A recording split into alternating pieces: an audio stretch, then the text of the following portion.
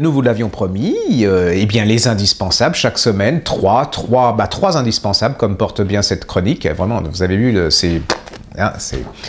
Alors, dans le premier, alors on est dans une époque où c'est terrible, hein, les impôts, le chômage, enfin tout quoi, l'Ukraine, enfin c'est une horreur.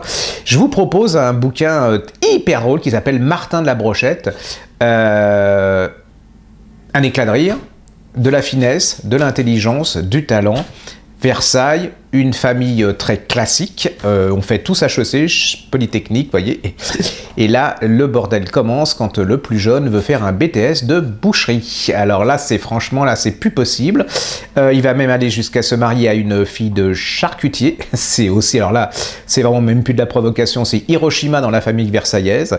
Vous allez voir, c'est hilarant, c'est drôle, c'est une critique acerbe de ce genre de société.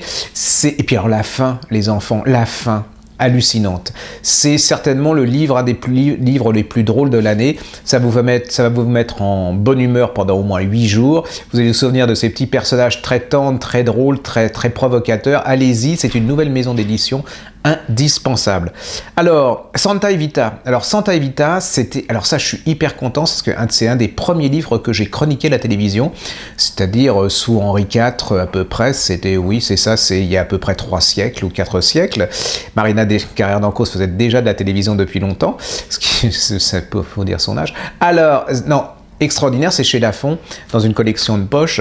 En fait, vous allez suivre, on a perdu la momie de Evita Peron. Et à travers, alors c'est une espèce de... Toute l'Argentine cherche cette momie, et ça permet à l'éditeur, alors c'est un côté rocambolesque, drôle, aventure, suspense, de décrire ce qu'était Evita Peron et le péronisme à l'époque, c'est-à-dire cette espèce de... entre la démagogie, cette femme qui était adorée des pauvres, haïe des riches, voilà, vous allez voir l'ambivalence de cette femme, c'est-à-dire est-ce qu'elle est une sainte ou est-ce qu'elle est une démago manipulatrice qui est morte très jeune hein, d'une leucémie, l'espèce de culte de la personnalité d'ailleurs qui apparemment continue. C'est un livre absolument génial, vous allez voir, suspense, aventure, c'est pas cher, indispensable. Et puis, une évidence, Un rue des Petits Pas, de Nathalie Hug. Alors c'est la confirmation d'un talent. Hein.